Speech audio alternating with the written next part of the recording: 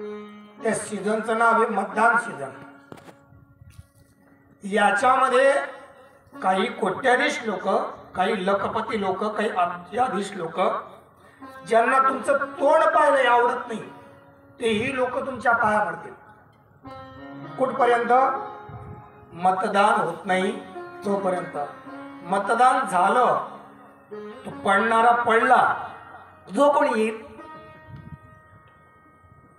पडणारा पडला आणि येणारा आला का, तो येणारा कदाचित येईल, पडणारा येईल का तुमच्याकडे पाहिला का? कारण तो तुमच्या दाराशी किंवा तुमच्या नमस्कार करतोय, दाराशी येतोय, काहीतरी कामना धरून येतोय की याच्याकडून मला मतदान मिळेल। मग तुम्ही महादेवाप्रती जर अशी सकाम भक्ती कराल आणि जर तुमची इच्छा पूर्ण नाही झाली तर तुम्ही त्या महादेवाला सोडून द्या।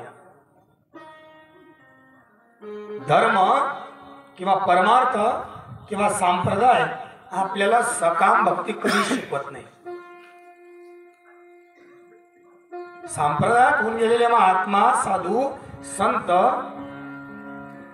तर तुम्ही ज्ञानेश्वर महाराजांपासून ते निडोबा रायांपर्यंत किंवा संतोबा पवार यांच्यापर्यंत आलेत। संतोबा पवार एक संत आहेत जे परंपरेतले शेवटच्या श्रेणीत येतात। 150 संतांची परंपरा आहे आपल्याकडे महाराष्ट्रात। आपल्याला फक्त मालिकेत जेवढे आहेत तेवढेच सापडतात, आपल्याला दुसरे माहित नाही। 150 संत परंपरा, त्यातला संतोबा पवार हा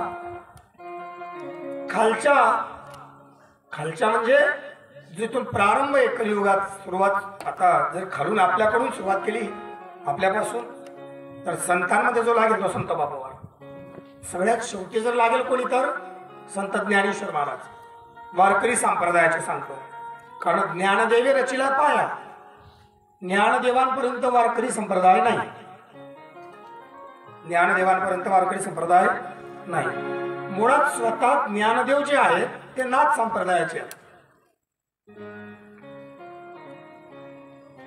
आणि ज्ञानेश्वर महाराज म्हणजे नाथ संप्रदायाचा आराध्य विष्णू नाहीच।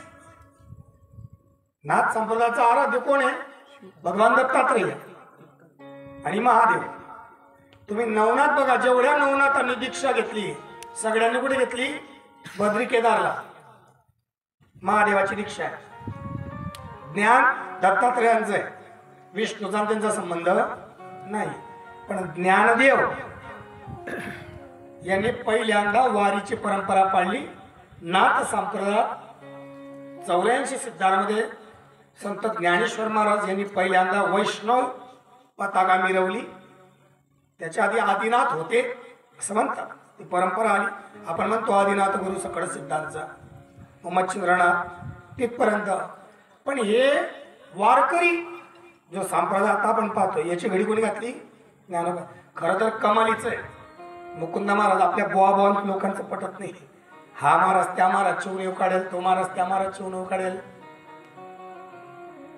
पण संप्रदाय एवढं शिकवतो, मी नेहमी सांगत असतो बघा, तुम्ही 3 महात्मा, 3 वेगळ्या संप्रदायाचे, परंपरा वेगळ्या आहेत, पण तिघ एका ठिकाणी जोडतात, वारकरी संप्रदाय। ज्ञानेश्वर महाराज नाथ संप्रदायाचे, तुकाराम महाराज चैतन्य संप्रदायाचे, बाबाजी चैतन्यांचे शिष्य ना। आणि संत एकनाथ महाराज दत्त संप्रदायाचे। कारण दत्तापासून जनार्दन आणि जनार्दनाचं एकनाथ, तिघ वेगळ्या पंथातले आहेत। तिघांची भक्तीचा प्रवाह वेगळा आहे, पण ते तिघ जेव्हा वारकरी संप्रदायात येतात तेव्हा तिघांचं एकच देव होतं, बाप रखुमादेवी होत। ते आपलं होत नाही।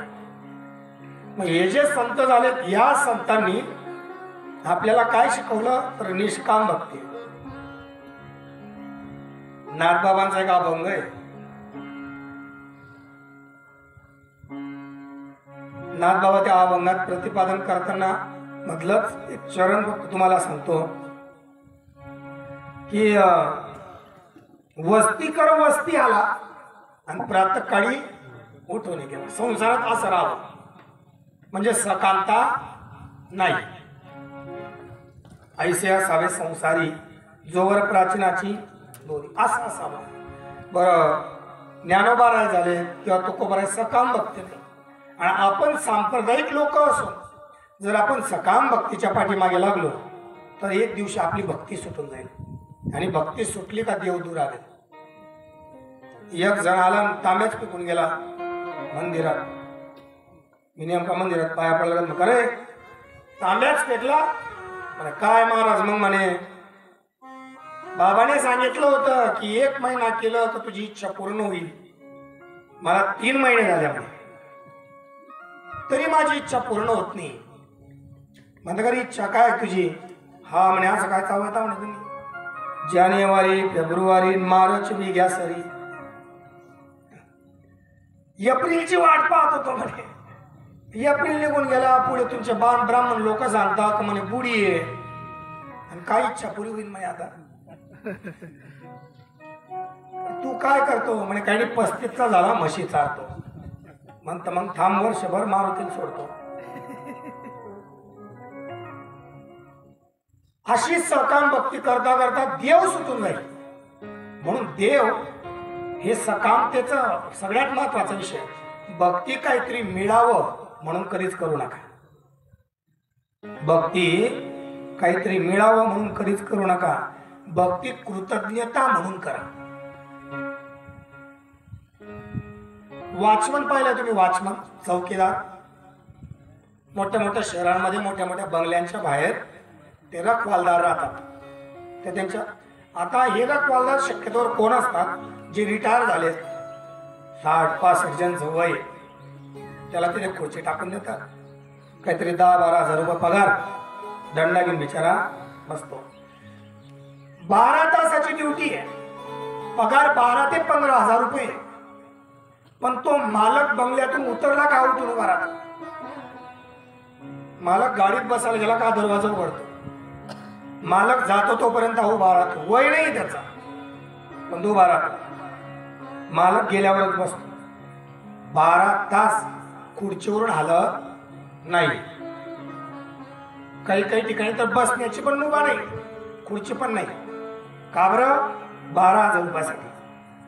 तो मालक, एवढी मालकाची सेवा का?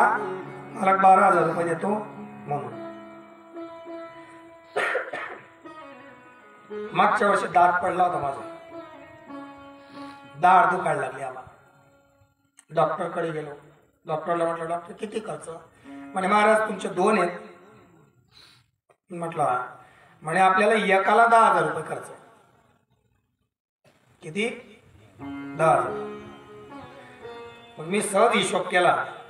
आपल्याला दात किती? किती? नाही, आपल्याला दात जे आहेत ना 62. किती? दात 62. तुम्ही 32 म्हणता. दुधाचे कोण मोजी? हा, फक्त दुधाचे 2 याच्यासाठी का तेव्हा अक्कलदाढ आलेली नसते असं म्हणतात. ते लग्न झाल्यावर येते म्हणे. हा, काही काहींचं आयुष्य संपतं तरी येत नाही, तो विषय वेगळा आहे. अक्कलदाढ, दुधाला अक्कलदाढ नसते. ते 30 आणि हे 32. किती झाले? 62 गुणीला 10,000. गणित कच्चं आहे माझं. तुम्ही घरी जाऊन कॅल्क्युलेट करा, मोजा.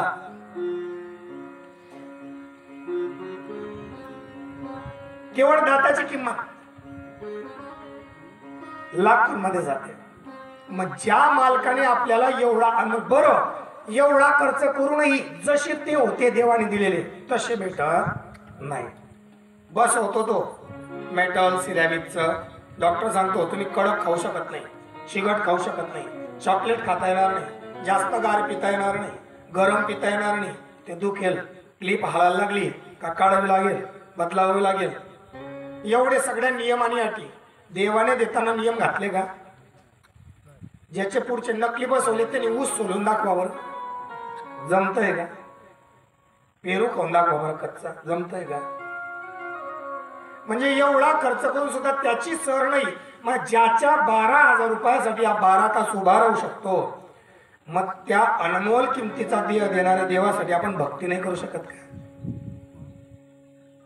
देवाचं केलेलं भजन ही त्याच्या प्रति कृतज्ञता म्हणून देवाचं भजन करा, म्हणून देवाची भक्ती करा की त्याने एवढं सगळं दिलं,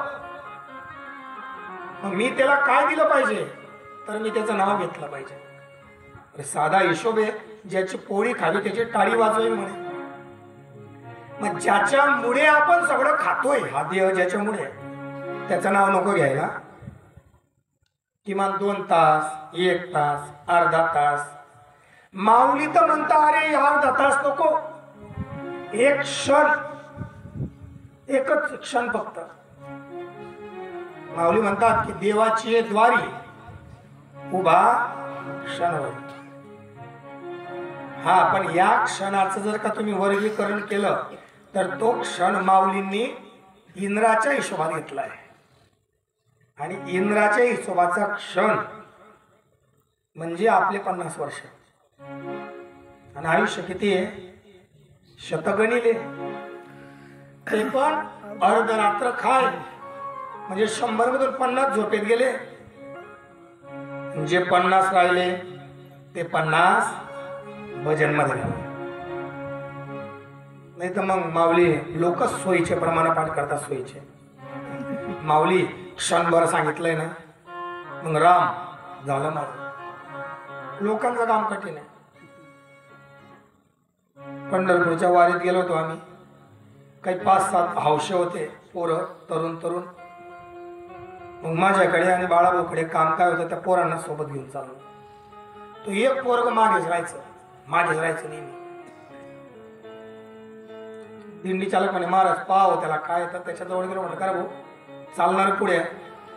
म्हणे बाबा तुम्ही हरिपाठ म्हणत नाही का? म्हणतो ना. तुम्हाला समजत नाही का? म्हटलं का बरं रे? म्हणे ते सगळे पुढे चालले. म्हटलं पुढे. म्हणे मी मागे का बरं आहे? म्हटलं का बरं? म्हणे माऊली सांगतात पापाचे कडप पडती पुढे. मी तोंडाला हात लावला. म्हणता भाऊ बरोबर, तूचे पुण्यवान. प्रमाणात सोयीचे पाठ करतात. पण माऊलींचा जो क्षण आहे तो इंद्राच्या गणतीतला आहे. असो रात्र एकदा नाथ बाबाला विचारलं एका जणाने. म्हणे बाबा मी खटवांग. नाथ बाबा तर रामायण लिहित होते आणि सांगत होते. ते एका जणाने खटवांग राजाची कथा ऐकली. 1 तास उरला खटवांग राज, 1 तासात मोक्षाला गेला. तो सकाळी आला. म्हणे बाबा तुम्ही रात्री सांगितलं खटवांग राजाची कथा, तो 1 तासात गेला.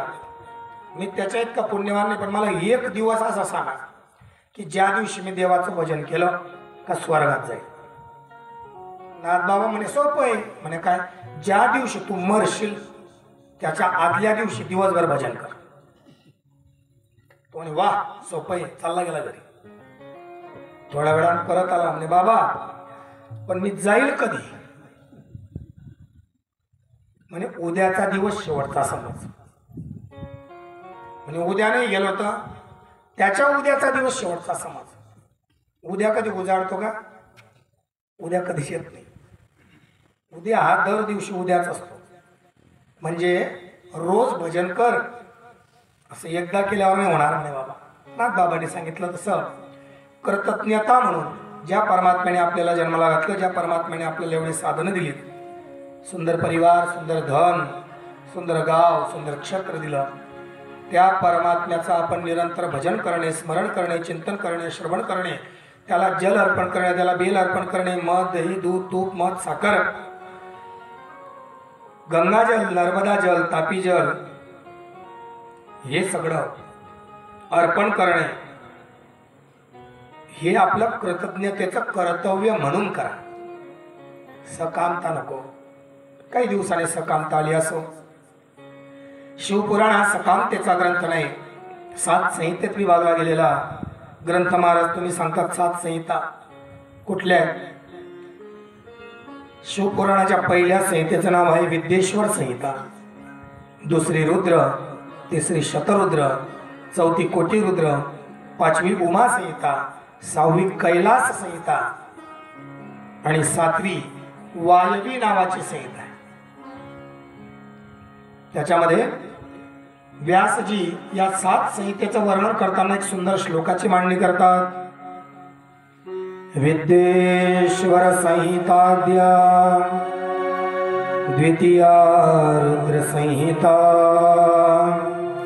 तृतीयं शतरुद्राख्या कोटिरुद्रा चतुर्थिका पंचमं उमा संहितोक्ता षष्ठं कैलास संहिता सप्तमं वायवीयास्या सप्तेत्वां संहितां परा. या 7 संहितेचं खंडन विभागणी 24,000 श्लोकांमध्ये केली. म्हणे महाराज मी शिवपुराण लोकांना कळलं कसं. व्यासाने तर लिहिलं, पण व्यास तर काही पुस्तक घेऊन घरोघर फिरले नसतील. गेरे बाबा बैस, मी सांगतो तो ऐकून घे. लोकांपर्यंत कसं पोहोचलं. व्यासजींनी महात्म्यात वर्णन केलं एक सुंदर श्लोक.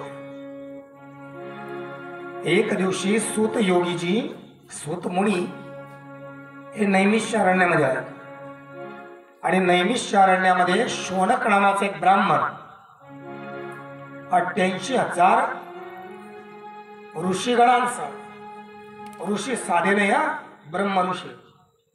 का बरं सांगतो ब्रह्म ऋषी? त्याचं कारण बाकी सगळे ऐकून घेतील म्हणे, शास्त्र सांगतं ब्राह्मण ऐकत नाही.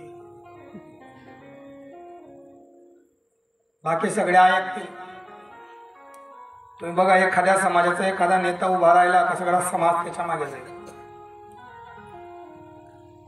आणि या समाजाचा उभा राहिला का बाकीचे सगळे त्याच्या विरोधात जातील. तो ऐकत नसतो. का? कारण तो विद्वान आहे, तो ज्ञाता आहे. आणि अशा ज्ञात्या 88,000 लोकांचं प्रतिनिधित्व करणारा शौनक किती हुशार असेल, किती हुशार असेल. जर एवढे 88,000 ब्रह्मऋषी ज्याचा ऐकतात तो शौनक किती हुशार. पण त्या शौनकाकडे एक सुंदर गुण आहे. तो गुण आहे श्रवणाचा. जीवनात कल्याण करण्यासाठी श्रवण भक्ती खूप महत्वाची भक्ती आहे. तुमच्याकडे श्रवण भक्ती नसेल तर तुम्ही परमात्म्याला कदाचित प्राप्त करू शकत नाही. नवविधा भक्तींमध्ये भक्ती सूत्रात पहिले भक्ती सूत्र सांगितलं श्रवण भक्ती. म्हणजे काय? श्रवण म्हणजे सोपा अर्थ आहे. श्रवण म्हणजे ऐकणे. बरोबर आहे का नको? मग ऐकतो तर आपण सगळंच. आता इथे जमलेले सगळे श्रोतागण सर्व श्रवण करतायत. काही लोक झोपून ऐकत असतील, काही लोक पडे पडे ऐकत असतील, काही मीडियाच्या माध्यमातून युट्यूबद्वारे ऐकत असतील. पण नुसतं ऐकलं का भक्ती प्राप्त होऊन जाते का? एका जणाची नोकरीच मिळत नव्हती. बापू काही कमवत नव्हता. मग घरी कुठपर्यंत पोहोचतील? लोक ढोर सुद्धा रिकामा झाला का गव्हांमध्ये पोचत नाहीत. खरंय का नको? याला कशाला पोचतील? याला घरातून हाकलून दिला. हा एका गावाला गेला. तिथे एक मोठा सावकाराचा बंगला होता. त्या सावकाराच्या बंगल्याजवळ गेला. सावकाराला म्हणे, सावकार मला काम देता का? सावकार म्हणे, पहिलेच सालदार टिकत नाही आणि हा काम मागतोय. म्हणे भाऊ पगार? म्हणे काहीच नको, फक्त 2 वेळेचा खायला द्या. म्हणे फुकट भेटतोय, काय अडचण आहे? सावकाराने घेतला. म्हणे भाऊ पण थांब, गावातले पंच बोलवले, स्टॅम्प पेपर घेतला, स्टॅम्प पेपरवर लिहून घेतलं. म्हणे लिहून देतो का? म्हणे हो. त्याने लिहून दिलं. आजपासून मी सावकाराचा नोकर आहे सावकार जे जे काम सांगेल ते प्रत्येक काम मी ऐकेल, त्याच्या बदल्यात सावकार मला 2 वेळची भाकरी पोटभर देईल. ठरलं. श्रवण सांगतोय, ऐकण्या. 2-4-5 दिवस निघून गेले. पावसाचं वातावरण झालं. सावकारीण बाईला लक्षात आलं की पाऊस पडला तर सरपण म्हणजे बैतन आपण ज्याला म्हणतो, सरपण ओलं होईल, चुल्यात पेटवता येणार नाही. म्हणून तिने निरोप दिला नवीन गड्याला, म्हणे भाऊ जरा बाहेरचा सरपण मध्ये आणून ठेवता का? तो म्हणे हो जी मालकीन. बाहेर गेला तो परत आला नाही. पाऊस पडला, सरपण ओलं झालं. विसरला असेल किंवा सावकाराने काहीतरी काम लावलं असेल म्हणून सावकारीण बाईने रागा केला, जाऊ दिलं, लक्ष नाही दिलं. एक दिवशी घरातलं पाणी संपलं. सावकारीण बाई म्हणे दादा जाता का? नदीवरून पाणी आणता का? तो म्हणे जी मालकीन. कुठला बाहेर जाऊन बसला. पाहुणे आले आणि पाहुण्यांना प्यायला पाणी नाही. सावकारीण बाई म्हणे त्या सावकारांना दिला हो पाणी आणता का? सावकारीण बाई म्हणे संपलं. हा शब्द गृहस्थ जीवनामध्ये घरातून आला नाही पाहिजे. तुम्ही ज्या घरात राहता, तुम्ही पत्तरच्या घरात राहा, तुम्ही स्लॅबच्या घरात राहा, तुम्ही धाब्याच्या घरात राहा, घर घर आहे. ज्या घरामध्ये घराची गृहिणी संपलं हा शब्द वापरते, तिथली लक्ष्मी रुष्ट होऊन निघून जाते. त्या घरात दरिद्रता येते. अन्नाच्या वस्तू घरात दरिद्रता केव्हा येते? जेव्हा रात्री जेवण केलं आणि रात्रीचे भांडे रात्री नाही धुतले, तसेच उष्टे खरगटे रात्रभर पडले, त्या घरात दरिद्रता येते. ज्या घरामध्ये नेहमी पोळ्यांचं कणिक उरून जातं, उंडा 2-4 पोळ्यांचा, आणि तो तसाच फ्रीजमध्ये रात्रभर राहतो, सकाळी खातो, त्या घरात दरिद्रता येते. ज्या घराच्या मुख्य हॉल बैठक रूम मध्ये झाडू कायम राहतो, तिथं दरिद्रता येते. माहितीये, घराचा घरमालक ज्या सोफ्यावर, ज्या खुर्चीवर, ज्या पलंगावर बसतो, त्याच्या खाली जर झाडू ठेवला तर तो व्यक्तीचं आयुष्य कमी होतं, तो अल्पायुष्य होतो. दाराच्या मागे झाडू उभा राहिला, माहितीये, घरच्या मालकाला शक्यतोवर झाडू दिसलाच नाही पाहिजे. वास्तूचा नियम आहे. कारण त्या वास्तूमध्ये एक देवता आहे, त्या देवतेचं नाव आहे शिकिनी. ती नेहमी तथास्तु म्हणत असते.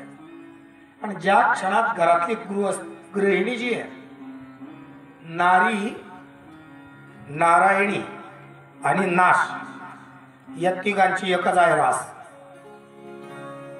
तिने ठरवलं तर ती त्या कुटुंबाचा नाशही करू शकते, आणि तिने ठरवलं तर ती कुटुंबातल्या व्यक्तीला नारायण बनवून स्वतः नारायणी सुद्धा होऊ शकते, म्हणजे वैकुंठाचं स्वरूप देऊ शकते, घरात श्रीमंती आणू शकते. ते तिच्या वागणुकीवर आहे, तिच्या आचरणावर आहे. असं मी दरिद्रता सांगत होतो. कुठून दरिद्र आहे ते आहे ते बुवा, खरगड्यापासून वगैरे जे काय असेल ते.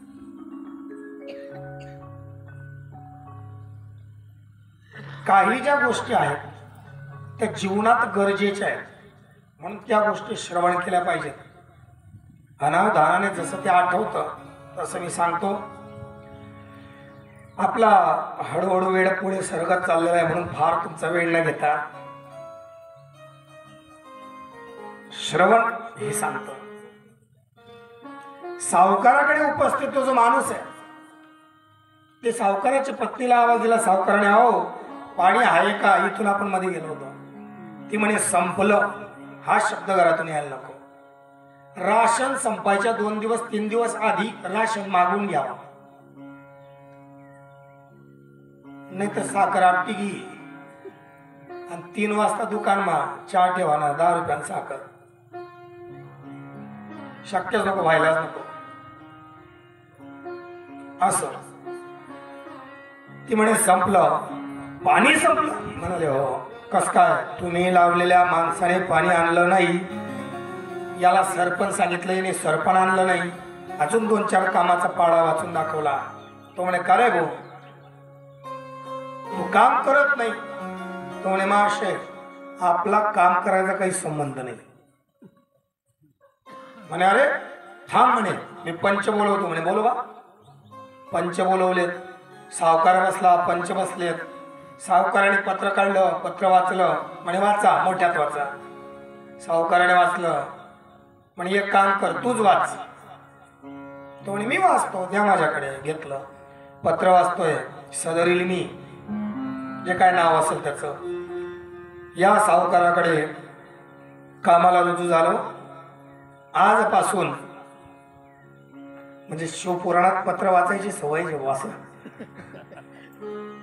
तर मी सावकाराकडे रुजू झालो. आणि हा जो सावकार आहे,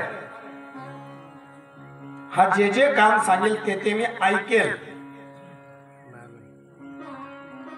बघा सावकार काय लिहिलंय, ऐकेल, करेल असं कुठेच म्हटलेलं.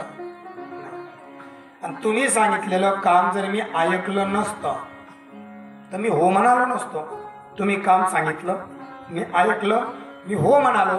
करायचं आपलं काही ठरलेलं नाही, फक्त ऐकायचं ठरलं. आशा ऐकण्याला सुद्धा महत्व नाही. महाराज, श्रवण म्हणजे जर ऐकणं होतं तर मग कसं ऐकावं? श्रवणाचे 4 पद्धती आहेत, पायऱ्या आहेत, स्टेप त्याला म्हणतात. श्रवणाची प्रथम पायरी श्रवण करणे म्हणजे ऐकणे. दुसरी पायरी जे ऐकलं ते लक्षात ठेवणे. तिसरी पायरी जे लक्षात आहे त्याचं चिंतन करणे. आणि चौथी पायरी ज्याचं चिंतन केलं तसं आचरण करणे. जेव्हा तुम्ही असं श्रवण करतात तेव्हा श्रवण भक्तीचा लाभ तुम्हाला होतो. आणि त्या श्रवण भक्तीमध्ये शौनक नावाचा महात्मा अतिशय हुशार आहे, प्रवीण आहे. कारण महाराज ऐकणं सुद्धा कला आहे. लोकांना ऐकणं जमत नाही. कोण कोणाचं ऐकून गेलो आणि कशाला ऐकून घेईल ते प्रत्येकाच्या म्हणजे प्रारब्धातही नसतं. तुकाराम महाराज सुंदर म्हणतात. आपण लोक जी कथा श्रवण करतो ना, नेहमी सांगतो, तुकाराम महाराज म्हणतात की बाबा रे, तुमच्या मागच्या जन्माचं पुण्य आहे किंवा या जन्मी तुम्ही भरपूर पुण्य केलंय म्हणून तुम्ही कथा ऐकतात, कीर्तन ऐकतात, नवे नवे म्हणून तुम्हाला देव आवडतो. प्रमाणे तुकोबांचा बहुत सुकृताची जोडी म्हणून विठ्ठले आवडी. भरपूर सुकृत पदराला असेल तर विठ्ठल आवडतो, तर कथा, तर कीर्तन, तर देव. सोपं नाही. शौनकजी सुंदर श्रोता आहेत. एवढ्या सूत नावाचा पुराणिक त्या नैमिषारण्याला नियम असा आहे, आपल्यापेक्षा ज्ञाता, ज्ञानी, देव, ब्राह्मण, संन्यासी आणि बाप जर घरी आला असेल आणि आपण जर बसले असतील तर आपण उठून उभं राहायला पाहिजे. तुमच्याच गावात मला खूप छान वाटलं. एक दिवशी द्वार दर्शनासाठी एका ठिकाणी आलो होतो आणि आता मी आलो, मी खुर्चीवर बसलो. काही मोठी लोक खाली बसले होते. त्यांना म्हटलं का वर बसा ना? नाही म्हणे महाराज. म्हटलं बसा ना? नाही हो म्हणे. म्हटलं का बरं? म्हणे काय मोठे मोठे लोक येतात म्हणे आपल्यापेक्षा, मग ते आले का परत उठावं लागतं म्हणे, त्याच्यापेक्षा खाली बसलं का टेन्शन नाही. याला मर्यादा म्हणतात. शास्त्र काय म्हणतं? आपल्या घरी देव, ब्राह्मण, ज्ञाता म्हणजे जो जाणकार आहे कथेचा, कीर्तनाचा जो असेल तो, साधू, संन्यासी आणि बाप आला असेल तर आपण आपली जागा उठून उभं राहायला पाहिजे. त्याला आपली जागा दिली पाहिजे. आपली जागा नाही देता आली तर तो बसल्यावर आपण बसला पाहिजे. हा शास्त्राचा नियम आहे. म्हणून शौनक नावाचा, सूत नावाचा पुराणिक जेव्हा आला ना, हा सूत नावाचा पुराणिक वयाने कमी आहे पण ज्ञानाने मोठा आहे. 18 पुराणांचा अगाध ज्ञान त्याला आहे. तो आल्याबरोबर शौनक नावाचा महात्मा उठून उभा राहिला.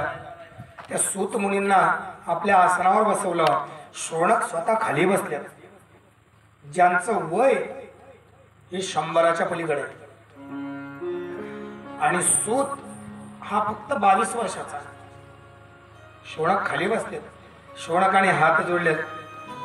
सूत म्हणाले, शौनकजी, ज्या अर्थी तुम्ही माझा एवढा आदर करता आहात तर तुमचा काहीतरी हेतू असला पाहिजे. म्हणे आहे ना. काय हेतू आहे? शौनकजी म्हणतात, हे साधू महाप्राज्ञ सर्व सिद्धांतवित प्रभो आख्याही मे कथा सारं पुराणांचे विशेषतः. अहो साधू, अहो प्रभू, तुम्ही ज्ञाती आहात, ज्ञानी आहात. आम्हाला असं काहीतरी सांगा की जे अशा विशेष पुराणाचा सार असेल की ज्याच्यामुळे आत्मा शुद्ध होईल. तत्साधने नाशो शुद्ध्यात्मा विशेषतः. म्हणे असं म्हणाले, हो. मग तुम्हाला जर आत्मा शुद्ध करणारं काहीतरी ऐकायचं असेल आणि विशेष ऐकायचं असेल तर शौनकजी, तुम्हाला मी शिवपुराण सांगतो. सूतजी शौनकजींना म्हणतात, सर्व सिद्धांत निष्पन्नम भक्त्याधिक विवर्धनम शिवतोषकरम नित्यम दिव्य शृणवात रसायनम. मी तुम्हाला शिवरूपी रसायन जे सर्व त्रास दूर करेल असं सांगतो. शौनकजी म्हणे, सर्व त्रास? म्हणे हो. मृत्यूचा? म्हणे मृत्यूचा पण. कालव्याल महात्रास. सूतजी म्हणतात, कालव्याल महात्रास विध्वंसकरम उत्तमम. जो कालव्याल, जो मृत्यू आहे, याचा सुद्धा विध्वंस करण्याचं सामर्थ्य जो महाकाल ठेवतो, त्या शैव पुराणाचं वर्णन मी तुम्हाला करतो. असं म्हणून त्या ठिकाणी सूतजी महाराज शौनकजींना शिवपुराण सांगतात. म्हणे मग का श्रवण करावं शिवपुराण? तर म्हणे धनप्राप्तीसाठी नाही, कामना सिद्धीसाठी नाही. प्रल्हाद, ध्रुव, नारद, सनक, सनंदन, सनातन, सनतकुमार या भक्तांनी जी भक्ती केली किंवा हनुमंतराय यांनी जी भक्ती केली ती भक्ती प्रगट व्हावी म्हणून शिवपुराण श्रवण करावं. म्हणे एवढी विशेष आहे काही? म्हणे एकच समानम नाही भूमी, हिच्या सारखी दुसरी कथा या भूमीवर नाही. म्हणाले महाराजजी, पण मग याच्याने कोणाचं कल्याण होतं? म्हणे बघा, जो पापी आहे, दुराचारी आहे, तृष्णा कुला सत्या येना पितृ मातृ विदू शका, जो मायबापाचा अपमान करतो, जो वासनांध आहे, जो व्यभिचार करतो, दांभिका हिंसका चैव, जो मांसाहार करणार आहे, जो हिंसा करतो आणि जो दांभिक पाखंड करतो, याचा सुद्धा उद्धार होतो. म्हणे पूर्वी झाला का कोणाचा उद्धार? म्हणे अरे ही कथा अशी आहे, ही या कथेमध्ये दुराचारी उद्धरला, पापी उद्धरला, चोर उद्धरला, भक्त उद्धरला. म्हणे जिवंतपणी, म्हणे काही काही तर मृत्यूनंतरही ज्यांचा उद्धार झाला, ज्यांचा मोक्षाची प्राप्ती झाली, असे तुला उदाहरण सांगतो. म्हणे आहे का? आहे ना. सूतजी वर्णन करतात. म्हणे आसीत किरात नगरे ब्राह्मणो ज्ञान दुर्बला दरिद्रो रस विक्रेता वेद धर्म परान्मुखा. अरे पूर्वी किरात नावाच्या नगरामध्ये ब्राह्मण राहतो. आहे ब्राह्मण, पण विकतो काय? दारू. म्हणजे ब्राह्मण फक्त कलियुगातच भ्रष्ट झाला असं नाही. काही लोक म्हणतात ना महाराज कलियुग आहे. हो,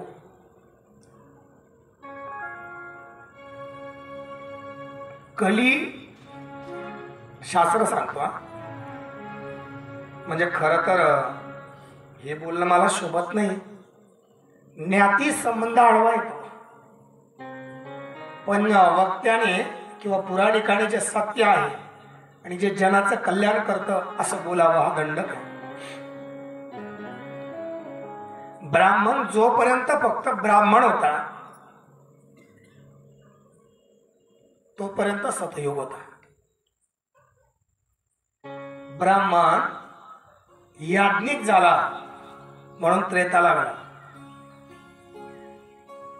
ब्राह्मण होता झाला तर द्वापार लागला आणि ब्राह्मण भोगता झाला तर कली लागला. भविष्योत्तर पुराण सांगतं की ज्या दिवशी ब्राह्मण पुन्हा ब्राह्मण होईल त्या दिवशी सत लागेल.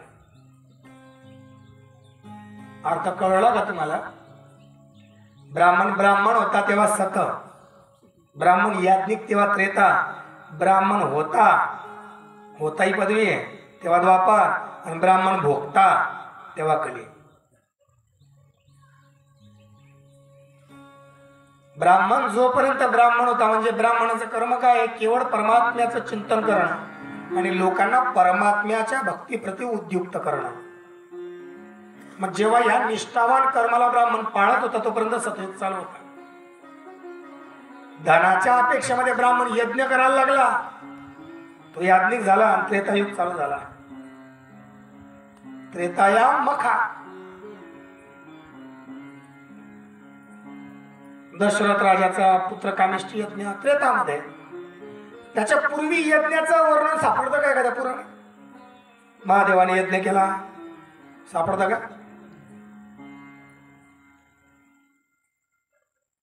तो याज्ञिक झाला त्रेता.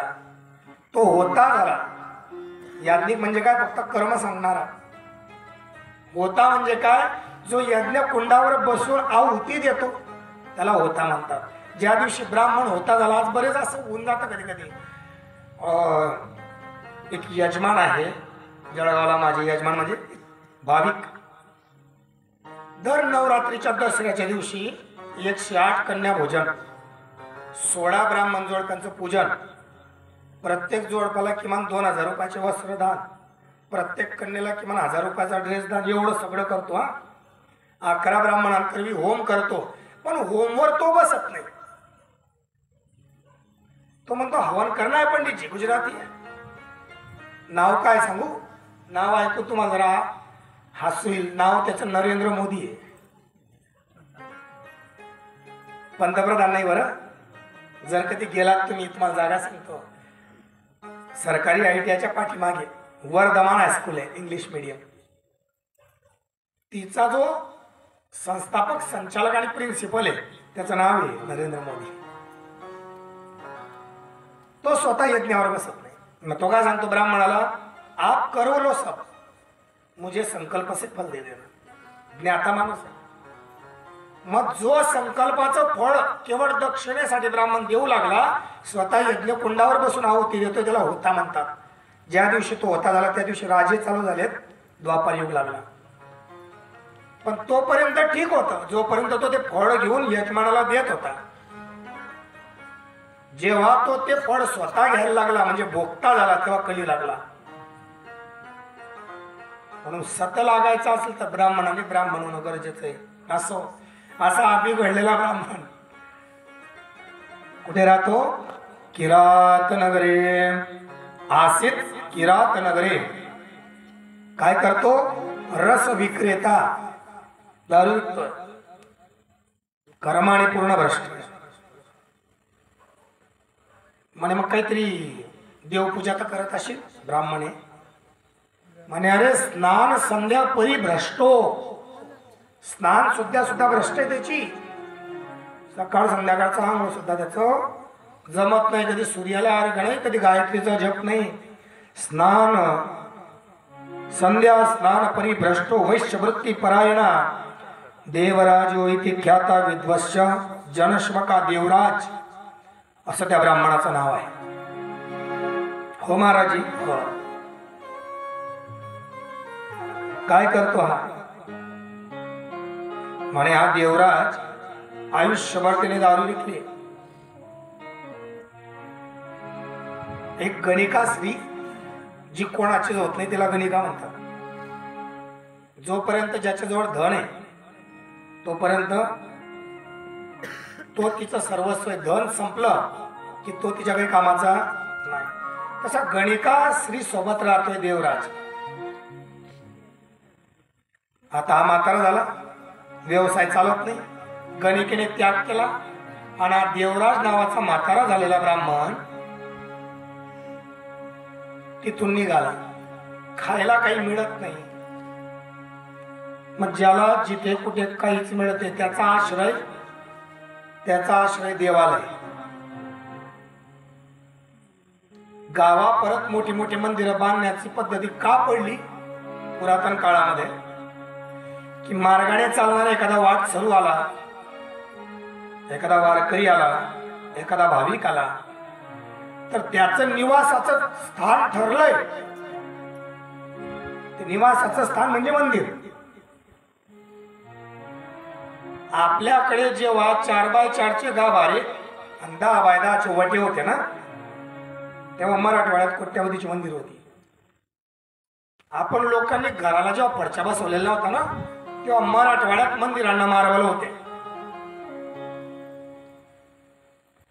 कारण 2007 पासून वारी करतोय आणि राहण्याची जेव्हा तिकडे वारी जाते ना ते लोक सरळ मंदिराचे दरवाजे उघडून देतात. सगळ्या वारकऱ्यांचा मुक्काम मंदिरांमध्ये असतो. आम्ही बी मंदिर बांधले, आम्ही कुत्र पडकू देत नाही.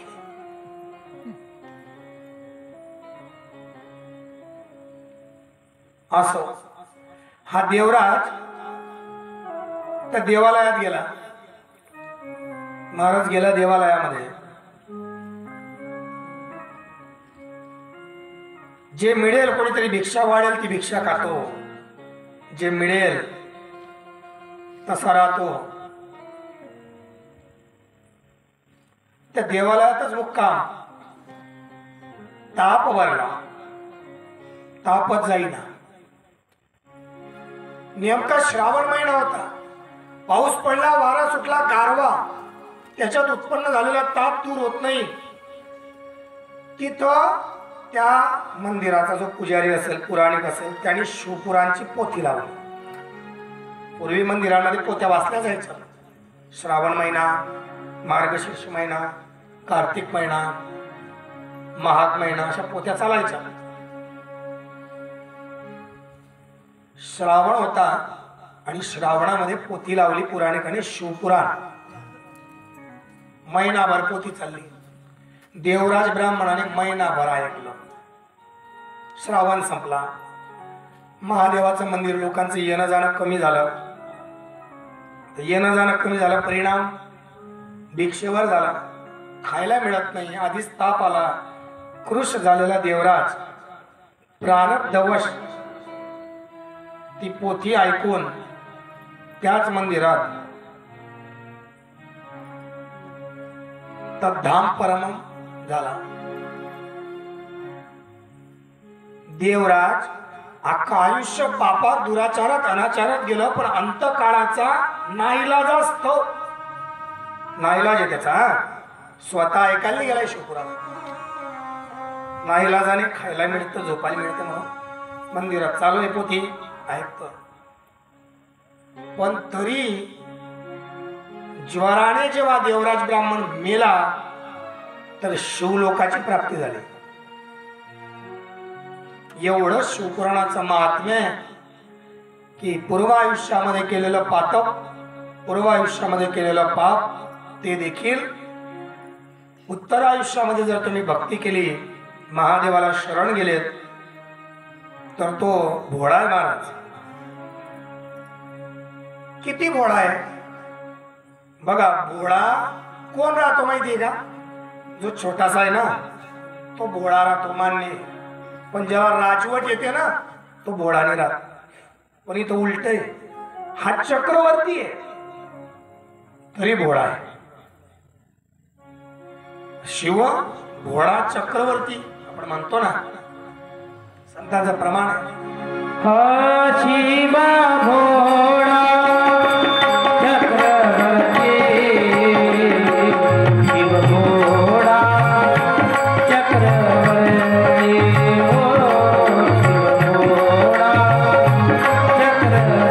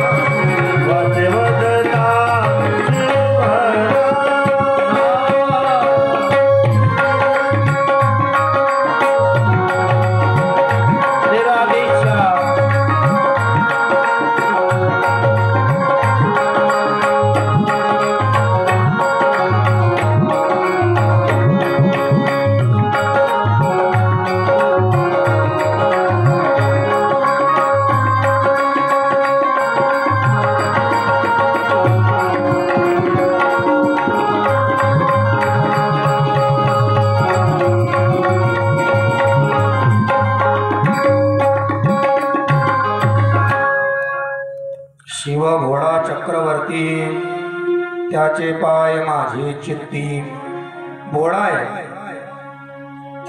चक्रवर्ती असून भोळा आहे असा महादेव जर अंतकाळामध्ये त्या महादेवाला शरण गेला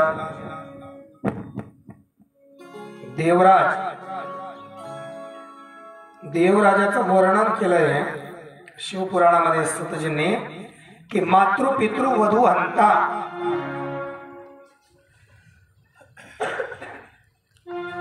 ज्यांनी मायबापाला हनन केलंय मारलोय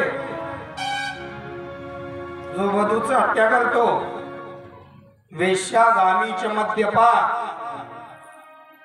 जो परस्त्री गमन करतो जो दारू पितो अशी महापाप करणारा देवराज सुद्धा गत्वा मुक्तो भवत क्षणात एका क्षणात मृत्यू झाल्याबरोबर दुसऱ्या क्षणी मोक्षाला गेला शिवपुराणाचं महात्म्य शोणकजी म्हणे मान्य महाराज तो जिवंत होता ऐकलं म्हणून मोक्षाला गेला पण तुमच्याकडे असा एखादा पुरावा आहे का की जो मेलाय आधीच आणि मग तो मोक्षाला गेला असा पुरावा आहे का पुरावा लागतो ना आपल्याकडे जर एखादा असेल कोणी सांगितलं आता कापूस लागवड चालू आहे लोक सांगतात हे वाण लावा ते वाण लावा मग एखादा शेतकरी जर ते वाण घेताना भेटला लोक फोन करतात विचारतात का कोणतं लावताय त्यांनी सांगितलं म्हणे आम्ही जादू लावतोय एक म्हणे आम्ही 659 एक म्हणे अजित एक म्हणे धनदेव अजून जे काय असेल ते मग म्हणे तुम्ही मागच्या वर्षी लावली होती का मग तुम्हाला किती आली होती मग कधी लावली होती मग बोंड कसं येतं संसारिक जीवनात देखील आपण पुरावा मागतो असं कोणी केलंय का किंवा असं झालंय का झालं असेल तर त्याचा आचरण म्हण झालंय का जिवंतपणे देवराजाने शिवपुराणाची कथा श्रवण केली देवाला मृत्यू आला परिणाम तो मोक्षाला गेला मान्य आहे सुतजी महाराज पण एखाद्याचा मृत्यू होऊन गेला आणि मृत्यूनंतर त्याने जर का शिवपुराण ऐकलं किंवा त्याच्यासाठी जर का शिवपुराण वाचलं तर तो मोक्षाला गेला असं झालंय का? सूत महाराज म्हणे झालंय. म्हणे मग झालंय तर ते आख्यान मला सांगा. सूत महाराजांनी सांगायला प्रारंभ केला.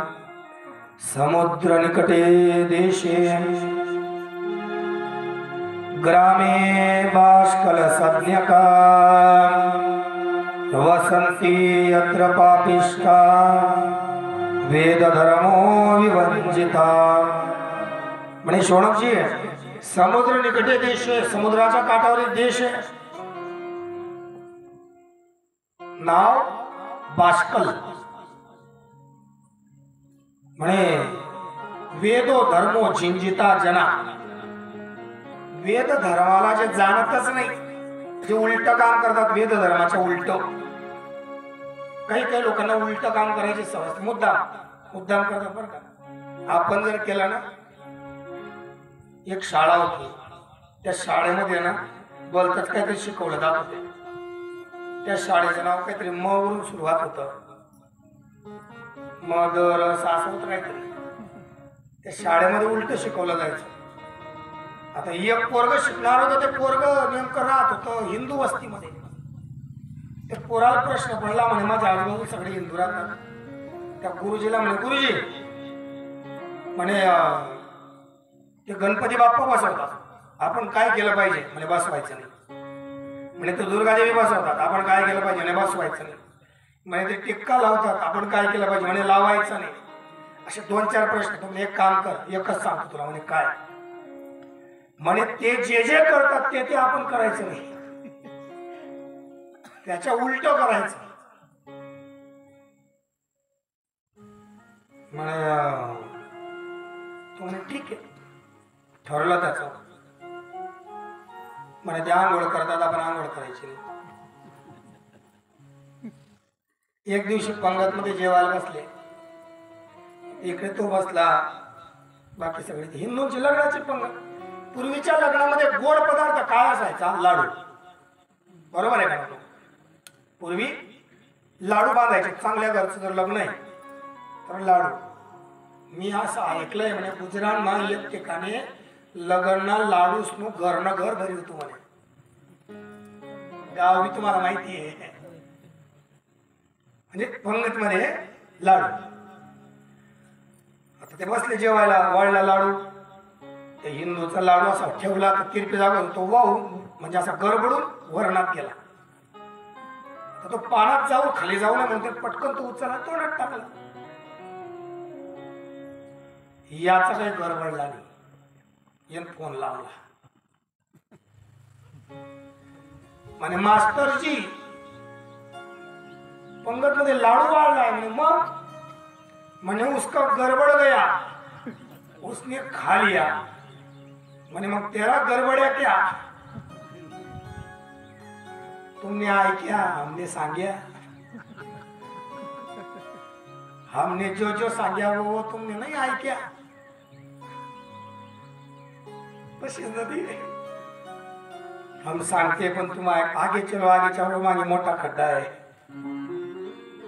मैंने उसका गड़बड़िया उसने खा लिया. मैंने तेरा गड़बड़िया क्या? मैंने नहीं म्हणतो मग तू भी खा ले. उलटे लोक असतात काही. वेद धर्म इथं वर्णन काय? वेद धर्मो झिंजिता जना. अर्थात जो वेद धर्म आहे त्याचे विपरीत उलट काम करणारे लोक तिथं राहतात. बरं, गावाचं नाव काय? बाष्कल नाम सज्ञका. बाष्कल या शब्दाचा मराठी अर्थ काय होतो? आपल्या गावरान भाषेत म्हणायचं म्हटलं तो वायवा. आणि मराठीत म्हणायचं म्हटलं तर बाष्कल नामे. बाष्कल म्हणजे त्याला मराठी शब्द आहे बात्तल. म्हणजे जे लोक योग्य कर्म करत नाही, वेगळंच काहीतरी करतात, जे मर्यादा पाळत नाही ते लोक बाष्कल नाम. आता मला सांगा, गावाचं नाव बाष्कल आहे, वायवार आहे, तिथे लोक चांगले राहतील का? त्या लोकांकडून अपेक्षा काय करायची? बरं म्हणे ठीक आहे, पण तिथले ब्राह्मण सुद्धा वेद धर्माला विनमुख आहे. ब्राह्मण वेद विनमुख. आता जिथं ब्राह्मणच वेदाला विनमुख आहे, बाकीच्यांकडून काय अपेक्षा करणार तुम्ही? जिथं ब्राह्मणच वेद धर्माचं आचरण करत नाही, तुम्ही बाकीच्यांकडून अपेक्षा काय करणार? शास्त्र असं म्हणतात की जिथं धर्माचं हानी झाली, सगळ्यात पहिला धर्म कोणाकडून सुटतो तर म्हणे स्त्रियांकडून, दुसरा क्रमांक पुरुषांकडून, तिसरा क्रमांक म्हणजे देवालयातून, चौथा क्रमांक म्हणजे ब्राह्मणाकडून. सगळ्यात शेवटी धर्म सुटतो कुठून? ब्राह्मणाकडून.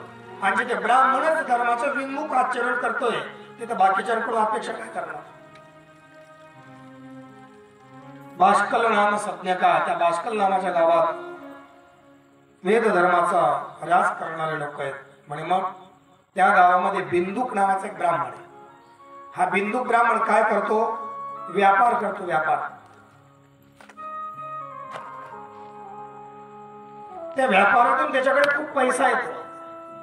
काळांतराने तो वयस्क झाला म्हणून 12 कोस लांब असणारे एक गाव, जे गाव चांगले, तिथल्या एका ब्राह्मणाची मुलगी आहे. मुलीचं नाव आहे चंचुला. काय नाव आहे मुलीचं? चंचुला. ही चंचुला नावाच्या मुलीशी त्या बिंदुक नावाच्या बाष्कल नावाच्या गावातल्या ब्राह्मणाचं लग्न झालं. दोघांचा विवाह संपन्न झाला. परणून पोरगी बाष्कल नावाच्या गावात आणलं. आता तिचा परिवार भाविक, महादेवावर त्यांची श्रद्धा. ती पोरगी इथं आली, पातिव्रत्य धर्माचं पालन करू लागली. पण हा बिंदुक नावाचा तिचा पती नवविवाहित असून देखील तो रात्रीच्या समायला कधीच घरी राहत नव्हता. दिवसा व्यवसाय करायचा, संध्याकाळी जेवण करायचा आणि रात्रीच्या समयी बाहेर विचरण करायचा. निशायाम गृहतचे, रात्री घरात नाही. पण ती स्त्री तिच्या आई वडिलांचे संस्कार, पतिव्रता धर्माचं पालन करते, देवाचं पूजन करतं, देवाचं अर्चन करतं. बघा, लग्न करताना 2 जणांचे पगार मॅच नाही झाले तर चालतील, परिवाराचे विचार मॅच झाले पाहिजे.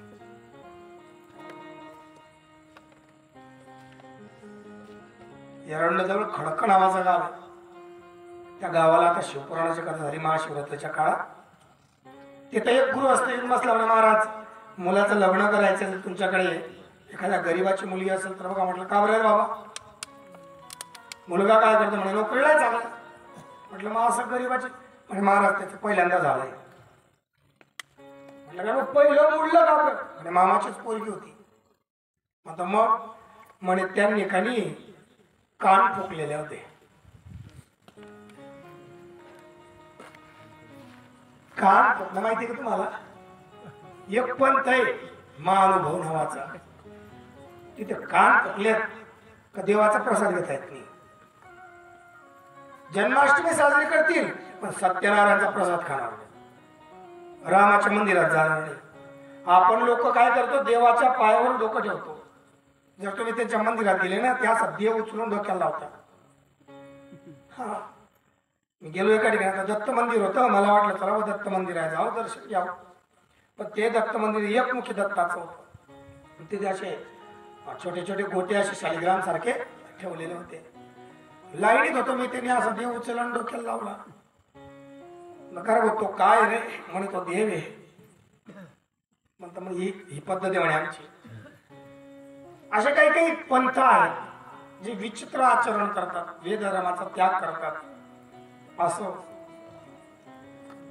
म्हणे मग म्हणे महाराज आम्ही शुद्ध वारकरी, 4 पिढ्या माळकरी, आणि हा शाळेला पंढरपूरचा प्रसाद आणला. लग्न झालं मे मध्ये, लगेच ज्येष्ठ गेला ना शाळा लागला आणि पोर पंढरपूरचा प्रसाद खायला म्हणे. आम्ही रोज संध्याकाळी हरिपाठ म्हणतो, ती पोरगी हरिपाठ म्हणत नव्हती. तिला विचारलं का बरं? ती सांगत होती म्हणे की नाही मला कान फुकायला आहे. संपत्ती आणि पगार मॅच नाही झाले तर चालतील, विचार आणि परमार्थ मॅच झाला पाहिजे. नाही झाला तर परिणाम एक तर जो परमार्थ केला त्याचा परमार्थ सुटून जाईल. ही एक तर परमार्थाची शक्ती जास्त असेल तर जो नास्तिक आहे तो परमार्थाला लागून जाईल. मी असे काही काही लोक पाहिले की ज्या लोकांना देव नावाचा विषय माहीत नव्हता, पण लग्न झाल्यावर त्या मावल्या चांगल्या भेटल्या, तो रोज सकाळ संध्याकाळ किदरून किदरून का होईना पण देव तर होतो. कंटाळा आल्यासारखा ही संगतीचा परिणाम असतो कधी कधी. आमच्याकडे एक व्यक्ती आहे, कीर्तनात सगळ्यात पुढे येऊन बसतो, बसल्याबरोबर डोळे गच्च बंद करतो, जय विठ्ठल झाल्यावर झोपतो. पण असं कीर्तन नाही की ज्या कीर्तनात तो नसेल. कीर्तन झाल्यावर तुम्ही त्याला विचारा, बाबा आपण कुठला घेतला होता माहिती, महाराजला माहिती, त्यानं पैसा दिला होता मग कडे गेला होता, मला का विचारा ना. पण बसतो पुढे.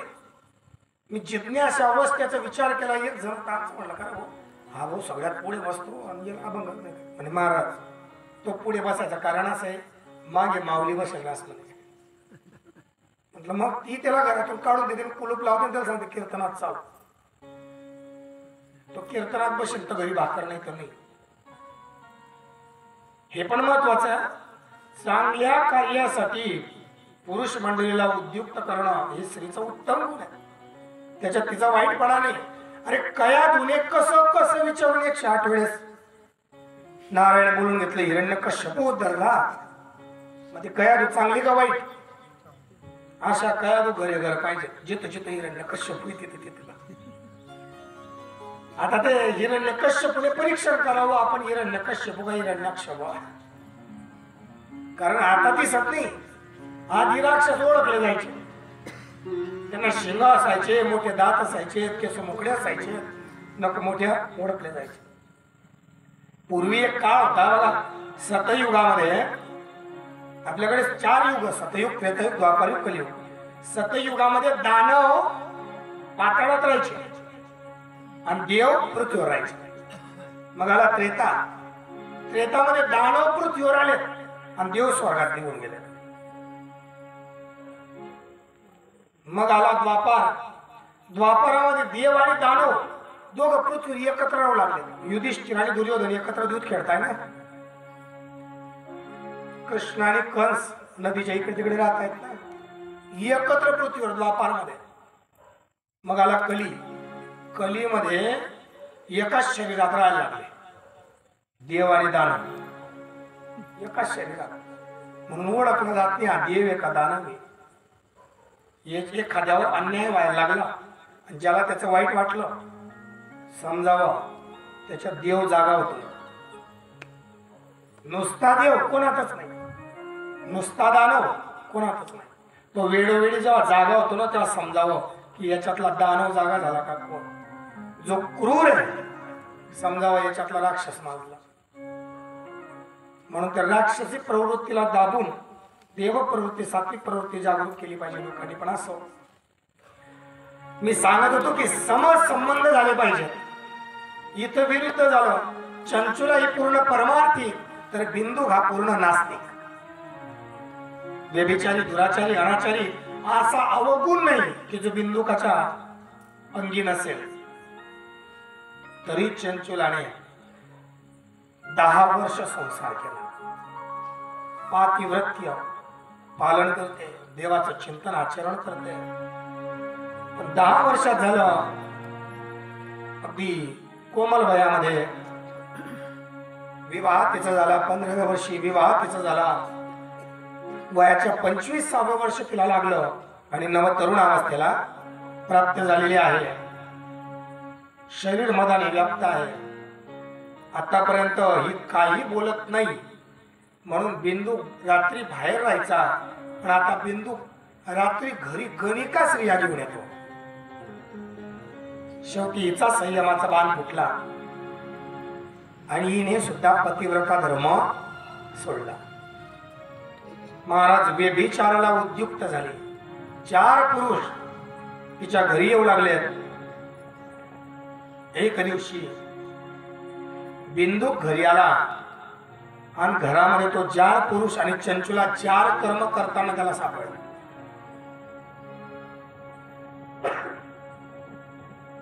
बिंदुकाने आवाज दिला, 4 पुरुष तर पळून गेला, चंचुला कुठे जाणार? चंचुलेचा हात बिंदूने धरला, तिला मार खूप करू लागला. काही काळ चंचुलाने सगळं ऐकलं. एक मर्यादा होती, सहनशीलतेची, ती संपली आणि चंचुला उलटली. म्हणे, अरे काय मारतोस? 10 वर्ष झाले मी पातिव्रत्य धर्माचं पालन करते.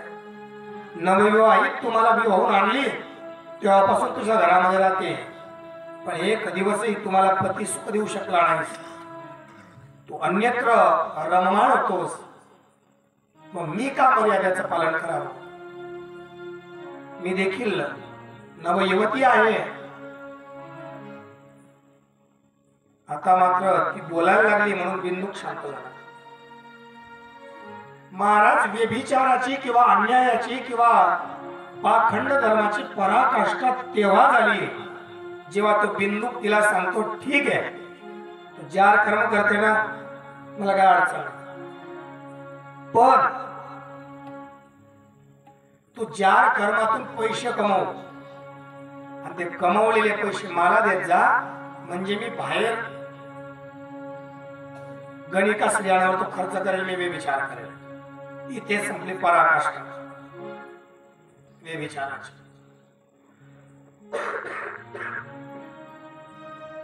अहो, चंचुला आतापर्यंत गुप्त स्वरूपात जार कर्म करत होती, व्यभिचार करत होती. आता प्रगट स्वरूपामध्ये चालू झालंय. काळांतराने बिंदू ज्वरयुक्त म्हणजे रोगी होऊन मेला, मरून गेला. ही पण जरा वयोवृद्ध झाली.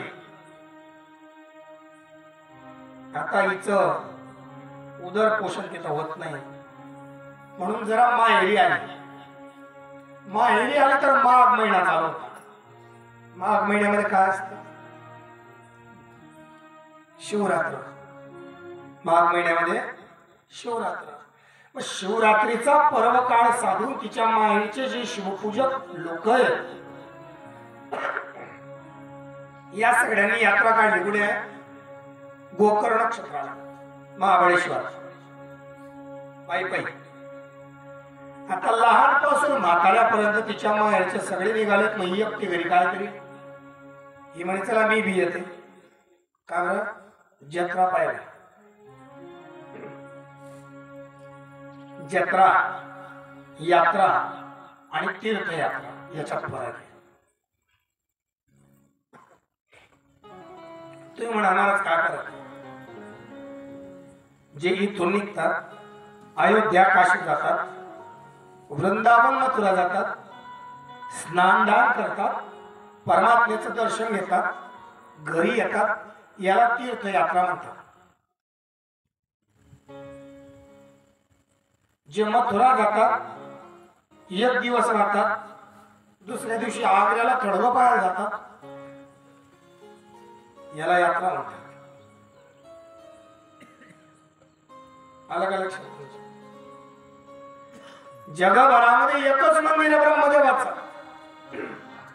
लोक भल्या उत्साहाने 25,000 30,000 रुपये भरून तिथे जातात. कोणतं गाव ते? पुष्कर. एकच मंदिर ब्रह्मदेवाचं. त्याच्या अलीकडे एक गाव वीर पृथ्वीराज चव्हाणचं गाव.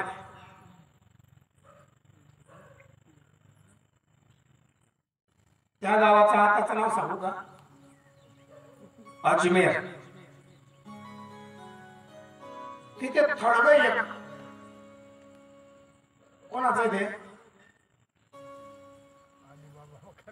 अल्लाउद्दीन खिलजी याची कबर येते. 90% जेवढे हिंदू पुष्करला तीर्थयात्रा करायला जातात ना, तेवढे सगळे हिंदू त्या अजमेरला दर्शन घ्यायला जातात. लोक त्या काल जातात. 10 लाख हिंदू स्त्रिया पाठवल्याचा पुरस्कार प्राप्त आहे त्याला, जो तिथे मरून गाडलाय ना त्याला. 24,000 मंदिरं तोडलेत त्यांनी. हा त्याच्या नावाचा किताब आहे. मग त्यांनी धर्मासाठी त्याच्या धर्मासाठी काय काय केलंय ही लिस्ट आहे त्याची. 24,000 मंदिरं तोडले हिंदूंचे, 10 लाख स्त्रिया वाटवल्या आणि 1.5 लाख परिवार धर्मांतरित केले. आणि आपण त्याच्या करोडो खडकतोय. ही जत्रा आहे जत्रा. ही यात्रा बी नाही, तीर्थयात्रा बी नाही. निदान आता तरी हिंदूंनी जागे झाला पाहिजे. जागे व्हा आणि जागोजागी फुलं उगवा.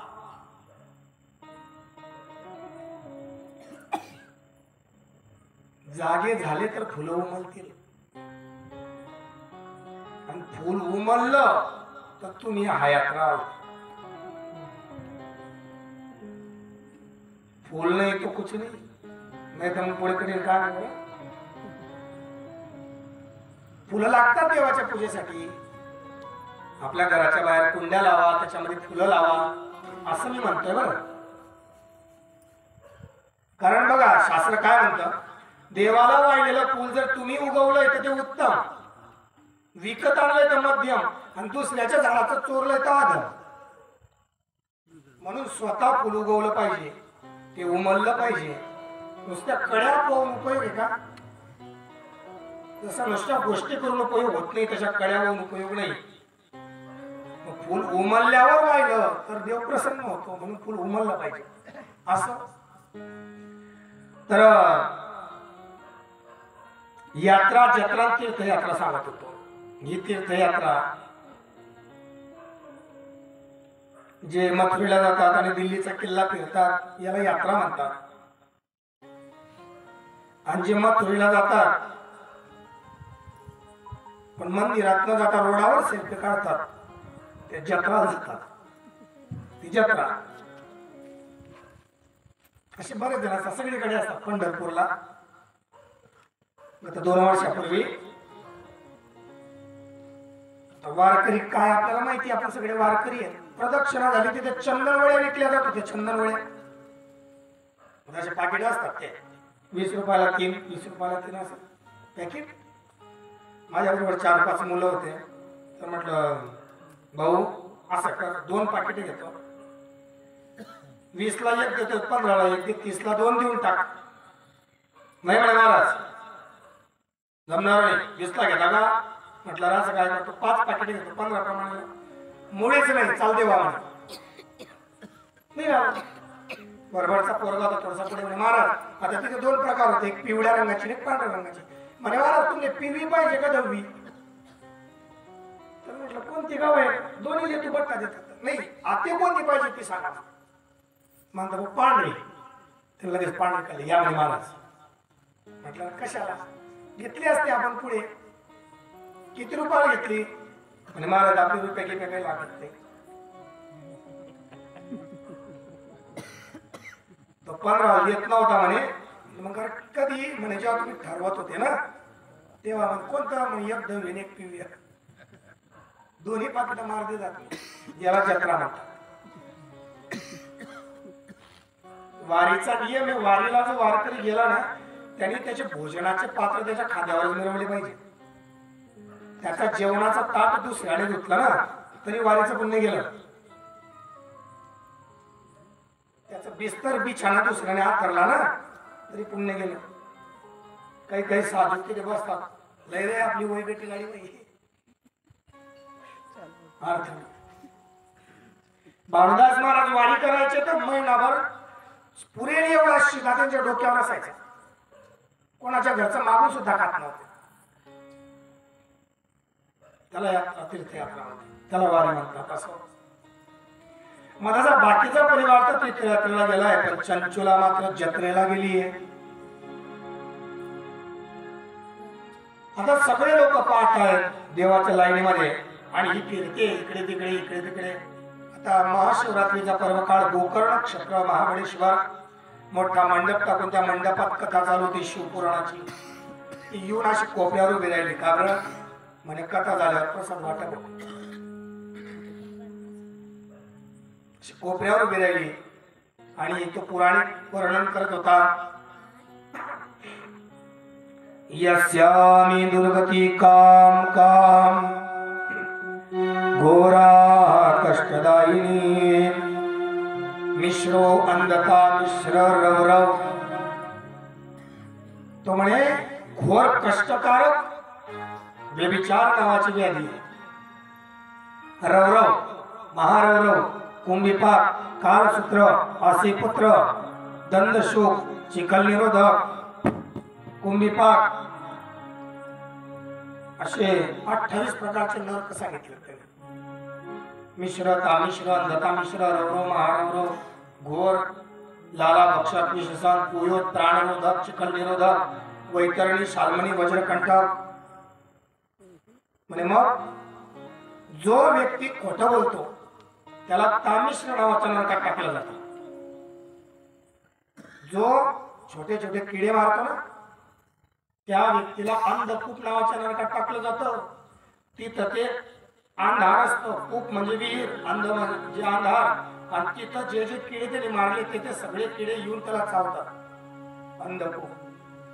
दंडशूक जो नवरा बायको मध्ये चुगली लावतो, जो गायीची चुगली करतो त्याला दंडशूक नावाच्या नरकात टाकलं जातं. 5-5 फणी असलेले मोठे मोठे सर्प त्याला चावतात. दंडशूक. कुंभीपाक जो व्यक्ती पशु पक्षी मारतो किंवा मारलेले खातो त्या व्यक्तीला कुंभीपाकी नावाच्या नरकात टाकलं जातं. तिथं काय होतं, उकडत्या तेलाच्या कढईमध्ये त्याला असा भज्यासारखा तळून काढला जातो. कुंभीपाक. चिखल निरोधक जो व्यक्ती बाळ हत्या करतो, भ्रूण हत्या करतो, स्त्री हत्या करतो त्याला चिखल निरोधक नावाच्या नरकात टाकलं जातं. तिथे नाना प्रकारचे जीवजंतू एका चिखलाचे दलदल आपण ज्याला म्हणतो तशा ठिकाणी असतात आणि तशा ठिकाणी याला टाकलं जातं. किती दिवस? 1 कल्पपर्यंत. पुढे भयंकर पाप, त्या पापांच्या तशा वेदना.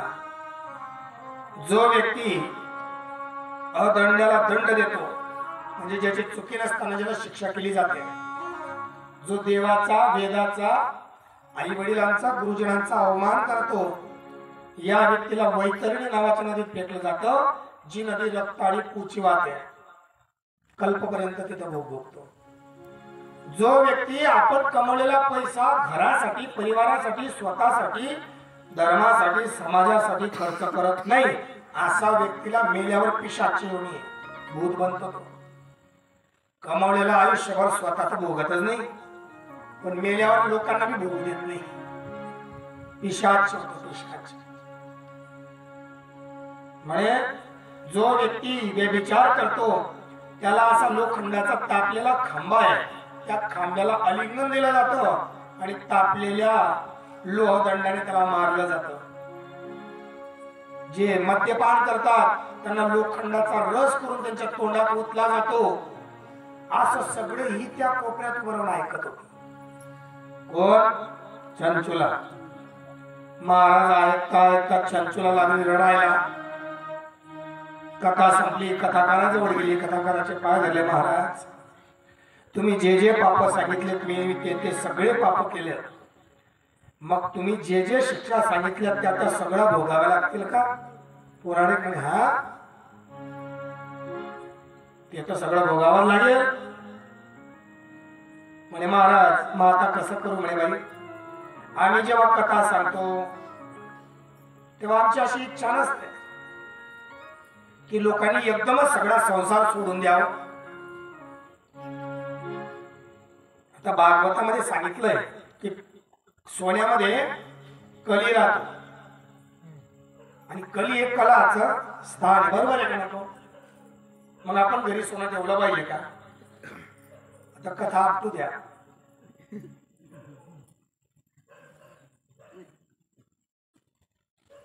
जमेल का? पुराणिक सांगतो चंचुलाला बाई आम्ही कथा सांगतो याचा अर्थ असा नाही की लोकांनी एका सेकंदात लगेच परिवर्तन होऊन गेला पाहिजे.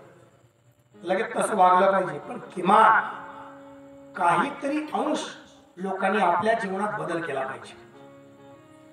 तुला ज्या अर्थी पश्चाताप झाला त्या अर्थी तुझे पाप नाश पावले. फक्त एकदा भक्तीने शिवपुराण श्रवण कर, शिवनामाची दीक्षा घे.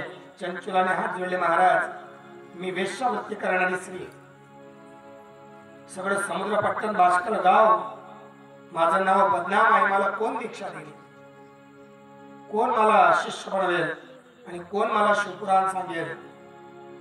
पुराणिक म्हणाले, बाई खरंच जर तुझ्या मनात पश्चाताप असेल तर महादेवाला गुरु मान. शिवनामाची दीक्षा मी घेतो, शिवपुराण मी सांग. स्वतः कस काय सांगावं मला गुरु कर असं. हा आता हल्ली वेगळं हे लोक सांगतात मी माळा आणले टाकून घ्या. कलियुग आहे.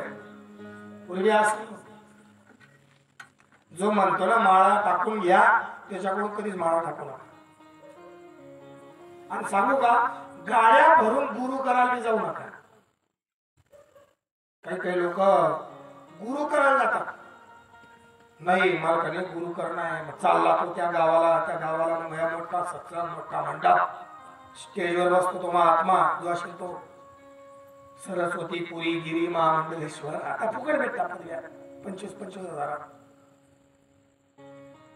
आचरण असो का नसो त्याचा पदवी मात्र भेटून जाते, लावून देतात.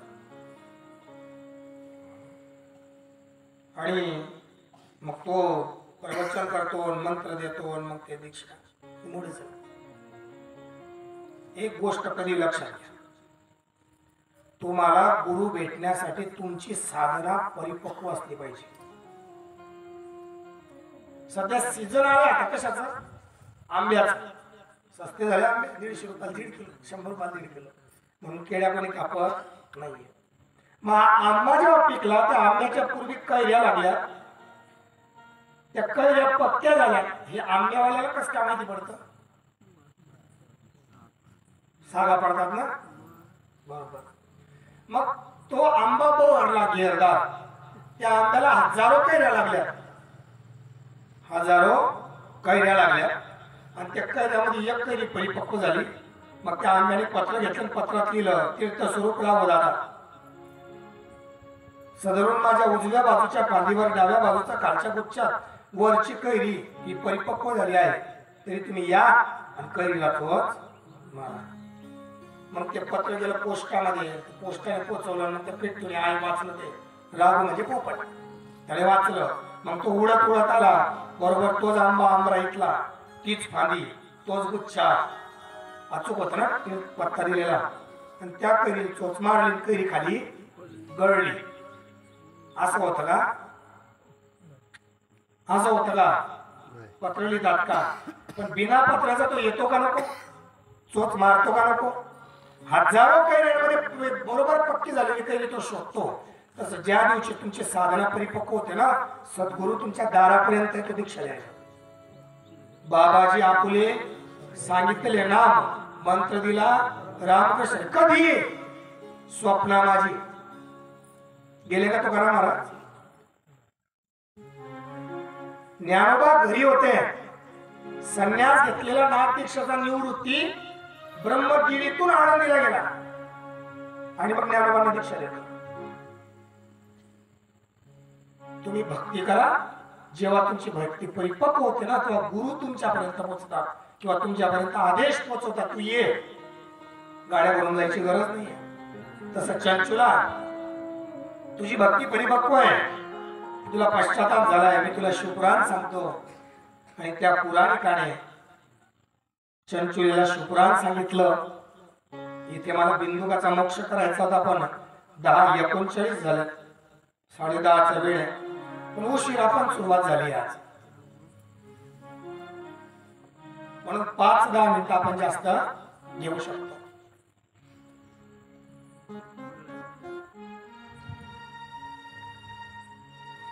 चंचुलाने शिवपुराण श्रवण केलं. महाराज चंचुला मोक्षाला गेले होते. 5 मिनिटात चंचुला सांगतो, बिंदूक सांगतो आणि संपवतो, फार वेळ घेणार नाही.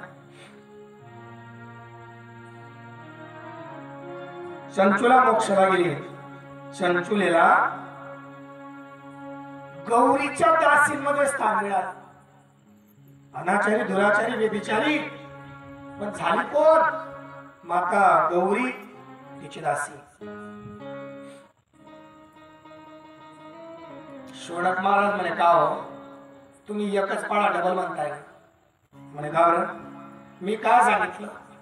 जिवंतपणे देवराजाने शिवपुराण ऐकलं तो मोक्षाला गेला. मेल्यावर झालं का? तुम्ही चंचुला परत तीच सांगितली म्हणे थांबा पुढे काय का? मग एक दिवशी चंचुला माता गौरीला हात जोडून विनंती करते म्हणते गिरिजे गिरिजे कंदमातस्त्वं सेवितां सर्वधानरे सार्वं सौख्य प्रदेशं भो प्रिय ब्रह्मस्वरूपिणी. हे देवी मी तर मोक्षाला आली पण माझ्या पतीचं काय? गौरी मातेने दिव्य दृष्टीने पाहिलं तर म्हणे विंध्य नावाच्या पर्वतावर तुझा पती पिशाच चोन फिरतोय. आई माझा मोक्ष झाला, माझ्यावर कृपा कर, त्याचाही मोक्ष करू दे. पतिव्रता स्त्रीची पुण्य पातकी पुरुषाला सुद्धा परमेश्वराच्या पदी लागते. आई त्याचा मोक्ष कर. जसा विष्णूचा सेवक निरंतर चिंतन करणारा एक महात्मा आहे ज्याचं नाव आहे नारद, तसं निरंतर भगवान महादेवाचं ध्यान करणारे आणि स्मरण करणारे एक महात्मा त्यांचं नाव आहे तुंबरू. तुंबरूला माता गौरीने बोलवलं. तुंबरू तुम्ही या. तुंबरूजी आले. हिचा पती विंध्य पर्वतावर पिशाच आहे. जा त्याला शिवपुराण सांगा मोक्ष प्राप्त होईल. म्हणे माते मी ओढ केलं कसं काय? म्हणे हिला सोबत घेऊन जा. चंचुला आणि तुंबरू विंध्य पर्वतावर आले. भयंकर पिशाच पाहिला. म्हणे हाच तुंबरूने त्याला धरलं, धरून एका झाडाला बांधलं कारण ते पिशाच जागेवर राहत नव्हतं ना. बांधलं आणि तुंबरूने संपूर्ण कथा त्या बिंदू नावाच्या पिशाचाला सांगितली. परिणाम विमान आलं आणि दोघं पती पती विमानात बसून कैलास लोकाला जाते झाले. नमो पार्वतीपतये हर हर महादेव. सुतजी म्हणतात शोणकजी मृत झालेला बिंदूक सुद्धा शिवपुराणाच्या ख्यातीने धरून गेला. तेव्हा हा मोक्षाचा ग्रंथ आपण श्रवण करणार आहोत. येणारे 6 दिवस कथा रसदार आहे, सुरस आहे, उत्तम आहे. उगाच काहीतरी न सांगता श्लोकाचा संदर्भ देऊन तुम्हाला अध्याय परत सांगण्याचा प्रयत्न प्रामाणिकपणे माझा असेल तर तुम्ही श्रवण करावा. उद्या वेळेवर प्रारंभ आणि वेळेवर सांगता होईल. आरतीचे यजमान पुढे या. आरती प्रज्वलित करायला 5 मिनिटाचा अवधी असेल तोपर्यंत आपण परमात्म्याचं पूजन करूया.